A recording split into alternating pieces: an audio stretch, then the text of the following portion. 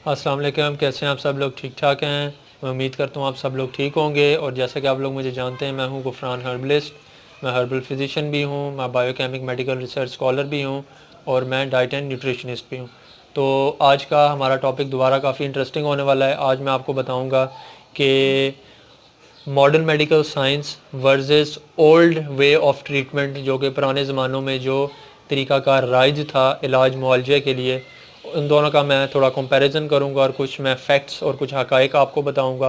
और दूसरा मैं आपको जो बहुत इंटरेस्टिंग चीज़ है, मैं आपको बताऊंगा कि नब्ज़ शनासी असल में है क्या, इसकी हकीकत क्या है। नब्ज़ शनासी यानी नब्ज़ देखना, पल्स देखने का तरीका, जिससे हम बहुत सारी डिजीज़, बहुत सारी बीमारियों का पुराने लोग हुक्मा फाइंड आउट करते थे। क्या वो तरीक़ाकार ठीक था? और अगर ठीक था तो फिर इस दौर में वो ख़त्म क्यों हो गया तरीक़ाकार? क्या नई मॉडर्न मेडिकल साइंस ने उसका मुतबादिल अच्छा निकाला? और इसका क्या तरीक़ाकार है? So stay tuned, keep watching till the end.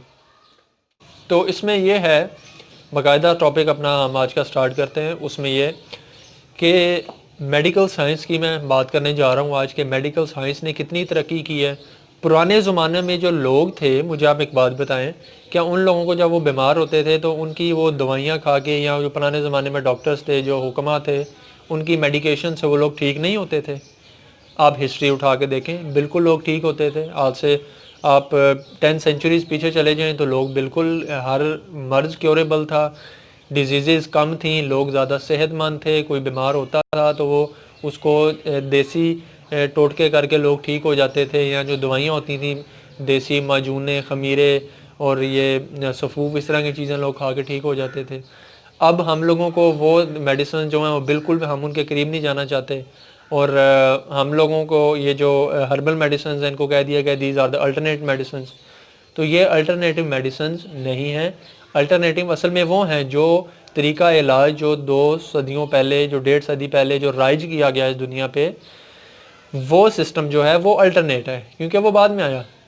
और अल्टरनेटिव जो है दूसरी मेडिसिन को बना दिया गया, जो कि इसके पीछे भी एक अल्लाह जाने क्या प्रोपोगंडा था। लिहाजा पुराने ज़माने में एक बहुत अहम चीज़ होती थी, और वो लोगों को किस तरह तशख़ीस किस तरह करते थे, मर्ज़ को तयन कैसे करते थे। जो डॉक्टर्स थे पुराने, जो हकीम थे, वो नब्ज़ शनासी से करते थे। मतलब जो पल्स है आपकी, वो देखते थे, नब्ज़ शनासी उसे कहते हैं, नब्ज़ देखते थे। अब नब्ज़ देखने का जो एक इल्म है, ये एक बहुत बड़ा इल्म है, जिससे आजकल के इस जदीद मेडिकल साइंस के दौर में लोग वाकिफ़ नहीं हैं। और हम लोगों को बजाय तरक्की करने के, ये लोग पीछे धकेल रहे हैं। हम पीछे जा रहे हैं। मेडिकल साइंस तरक्की नहीं कर रही है, मेडिकल साइंस पीछे जा रही है।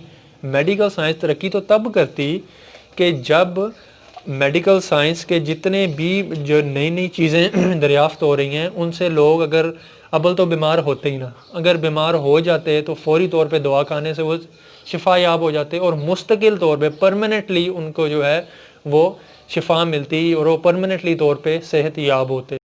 ऐसा तो हुआ नहीं।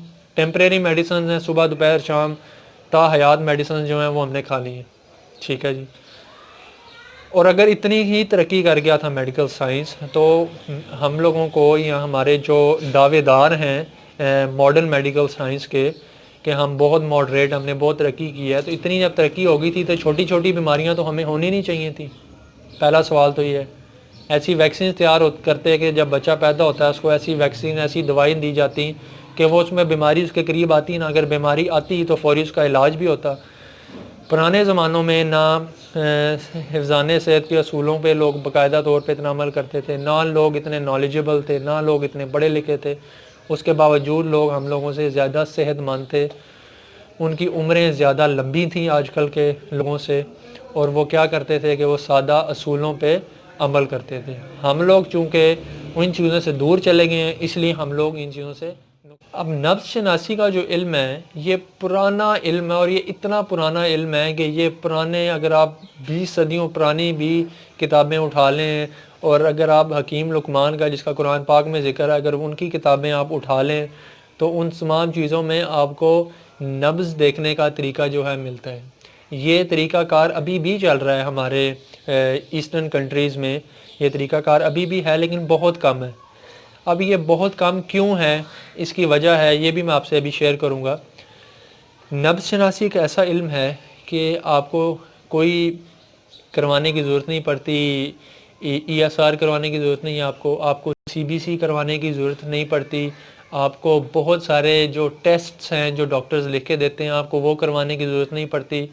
پرانے حکماء کیا کرتے تھے کہ وہ نبض پہ ہاتھ رکھتے تھے اور آپ کی بیماری کا تعین کر لیتے تھے کہ آپ کی مرض جو ہے وہ کس نوعیت کا ہے، آپ کو کیا پرابلم ہے، آیا آپ کا جو ہے لیور انفیکٹڈ ہے، آپ کا ہارٹ انفیکٹڈ ہے، آپ کے میں بلڈ میں کوئی ایشو ہے، آپ میں ٹیمپریچر باڈی ٹیمپریچر میں کوئی ایشو ہے، وہ ان تمام باتوں کا تعین کر لیتے تھے جسٹ ود ان 30 سیکنڈز اور 1 منٹ۔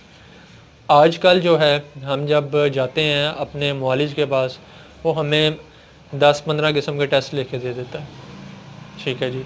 اب میں ٹیسٹ کے بھی خلاف نہیں ہوں، سم کیسز میں وہ ایک اچھی بھی چیز ہے، اس کی ضرورت پڑ جاتی ہے، لیکن اوور آل یہ ایک فضولیات ہے، جب کہ پرانے لوگ ایک سمپل طریقے سے اس چیز کا تعین کر لیتے تھے۔ ایک تو پیسے کا ضیاع، وقت کا ضیاع، ٹھیک ہے، اور جو معالجین اس طریقہ علاج کو فالو کر رہے ہیں اور بالکل ہی اس پہ ڈیپینڈنٹ ہو گئے ہیں کہ وہ ان آلات کے بغیر چل ہی نہیں سکتے، ٹھیک ہے۔ اور ہوا کیا کہ یہ سارا جو علم ہے یہ ہم لوگوں سے چھین لیا گیا، جو حقیقی اسلامی علم تھا اور بہت عمدہ علم تھا، یہ جب سے یہ آپ کہہ لیں کہ انگریز برٹش جب یہ ہمارے پاکستان انڈیا میں، اس وقت انڈیا تھا، تو انڈیا کے جب ایریا میں آئے تو یہ طریقہ کار جو ہے یہ انہوں نے اس کو ختم کرتے گئے اور اپنا جو میڈیسنس کا جو طریقہ کار تھا وہ ہم پہ رائج کرتے گئے، اور ہم لوگ ان کو فالو کرتے کرتے ابھی اسٹیج پہ پہنچ گئے ہیں کہ ہم لوگوں کا بھی یہ باتیں جو ہیں افسانے لگتے ہیں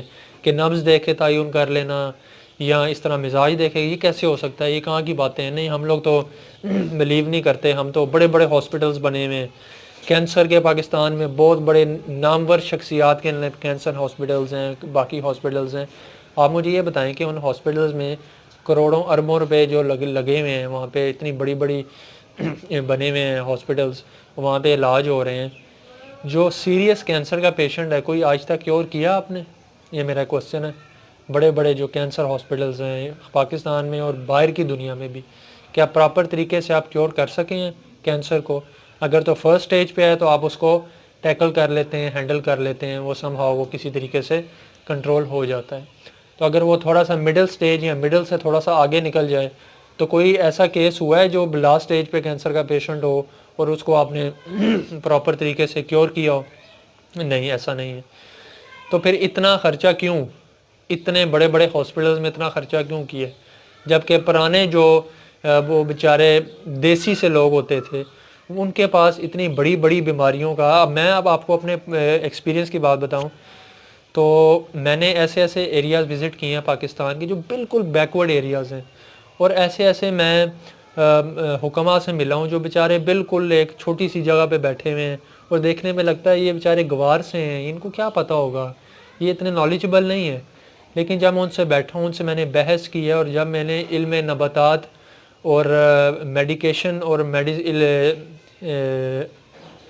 میڈیکیشنز اور ان باقی ساری جو بیماریاں ہیں ان کا جب میں نے ان سے پوچھا اور ان سے میں نے جب فائنڈ آؤٹ کیا تو میں نے ان کو جو ہے وہ سمندر پایا ہے۔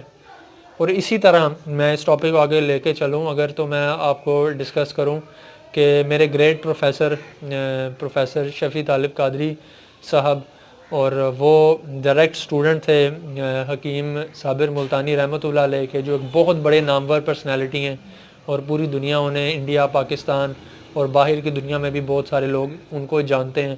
وہ ان کے ڈائریکٹ اسٹوڈنٹ تھے اور میں پروفیسر شفیع طالب قادری صاحب کا آگے سے ڈائریکٹ اسٹوڈنٹ ہوں۔ مجھے یہ شرف حاصل ہے کہ میں نے اتنی بڑی پرسنالٹی سے جو ہے وہ براہ راست علم حاصل کیا ہے، جن کی وجہ سے میں آج اس سٹیج پہ آپ کے سامنے بیٹھا ہوں۔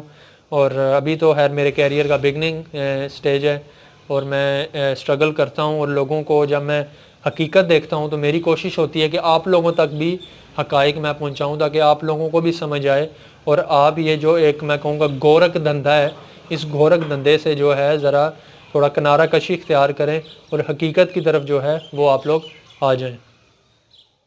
کچھ لوگ جو ہیں وہ نہیں مانتے، میرے کیریئر میں بھی ایسے لوگ آئے ہیں، میرے کیریئر میں ایسے اسٹوڈنٹس بھی آئے ہیں جو میرے فیلوز بھی تھے کچھ دوسرے ڈپارٹمنٹ کے، وہ بھی جو ہیں وہ مطلب میری ان باتوں پہ ایگری نہیں کرتے. ہر کسی کا اپنا مائنڈ سیٹ ہے, ہر کسی کی اپنی سوچ ہے. میں اپنی سوچ کسی پہ نافذ تو نہیں کر سکتا, نہ میں کسی سے جنگ لڑ رہا ہوں.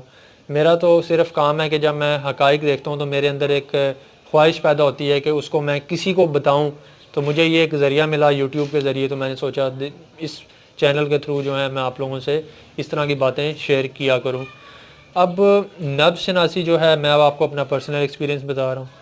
میں نے ہیپاٹائٹس کے پیشنٹس, میں نے جونڈس کے پیشنٹ, میں نے کینسر کے پیشنٹس, میں نے سٹمک اپسیٹ, سٹمک پرابلم, السر, اس طرح کے پیشنٹس میں نے بہت سارے صرف نبض دیکھ کے فائنڈ آؤٹ کیا ہے کہ ان کو کیا پرابلم ہے, ان کا لیور انفیکٹڈ ہے, ان کا کیا انفیکٹڈ ہے, ساری میں نے پوزیشننگ کی ہے. اور جب ان کی تسلی کے لیے, پیشنٹس کی تسلی کے لیے جب وہ ٹیسٹ کروائے گئے تو وہ جو ٹیسٹ تھے وہ بالکل جو میری بتائی ہوئی باتیں تھیں وہ سامنے آئے. تو میں تو ایک ادنا سا ایک شاگرد ہوں ابھی تو اس فیلڈ کا, اس حکمت کا آپ کہہ لیں. تو میرے جو پروفیسر صاحبان ہیں جن کا میں نے ذکر کیا, حکیم شفیع طالب قادری صاحب کا, تو وہ میں جب ان کے ساتھ بیٹھتا ہوں تو میں ان کو سمندر پاتا ہوں اور خود کو قطرہ پاتا ہوں. تو آپ امیجن کریں کہ ایسی عظیم شخصیات جو میں اپنے پرسنل ایکسپیرینس سے بتا رہا ہوں کہ ابھی ہمارے پاکستان میں اور بہت ساری جگہوں پہ ابھی بھی موجود ہیں, جو کہ ابھی تک سٹل ہڈن ہیں. نہ ان کو میڈیا ہائی لائٹ کرتا ہے, نہ ان کو T V channels high light کرتے ہیں, نہ ان کو کوئی اور اتنا زیادہ ہائی لائٹ کرتا ہے. وہ اپنے آپ میں تو بہت بڑا مقام رکھتے ہیں, ان کے بہت زیادہ فالورز بھی ہیں, پیشنٹس بھی ہیں, لیکن وہ اس طرح ایکسپلور جو ہے ہونا چاہیے جس طرح گورنمنٹس کی ڈیوٹی ہونی چاہیے, ایسی شخصیات کو ایکسپلور کرنا چاہیے, وہ ہمارے ہاں انفارچونیٹلی نہیں ہے. تو اس وجہ سے میں ذکر کر رہا ہوں تاکہ لوگوں کو تھوڑا سا اس بارے میں آگاہی ہو. اور نبض شناسی ایک ایسا علم ہے کہ ہم لوگ اس سے بہت دور چلے گئے ہیں. اگر ہم خوش قسمتی سے واپس اس طرف لوٹ آئیں اور دوبارہ اسی طریقے سے اپنا علاج, اپنی غذائیں لینا شروع کر دیں جو طب نبوی کے عین مطابق ہیں, تو ہم پھر حقیقی معنوں میں ہم کہہ سکتے ہیں کہ ہم واقعی ترقی کر گئے ہیں, ہم واقعی ماڈریٹ ہیں میڈیکل سائنس میں, جو کہ ابھی تک ہم لوگ بالکل نہیں ہیں. ہماری صحتیں اگر پہلے سے زیادہ خراب ہیں تو اس کا مطلب یہ ہے کہ ہم ترقی نہیں کیے, ہم پیچھے آئے ہیں. تو جو کہتے ہیں ہم ترقی کر گئے ہیں, تو وہ اب آپ لوگ خود سوچ لیں کہ وہ صحیح کہہ رہے ہیں کہ غلط کہہ رہے ہیں. میں نے اپنا جو ایکسپیرینس تھا اور میرا جو نالج تھا وہ میں نے آپ کے ساتھ شیئر کر دیا. تو میں امید کرتا ہوں کہ میری آج کی ویڈیو آپ کو بہت پسند آئی ہوگی. اس کو لائک کرنا, سبسکرائب کرنا اور شیئر کرنا بالکل نہ بھولیے گا. اور کومنٹ سیکشن میں مجھے بتائیے گا کہ آپ میری باتوں سے ایگری کرتے ہیں یا نہیں کرتے, اور اگر نہیں کرتے تو کیوں نہیں کرتے. اور اپنا سب کا, اپنے گھر والوں کا, سب کا بہت خیال رکھیے. Stay safe. اللہ حافظ.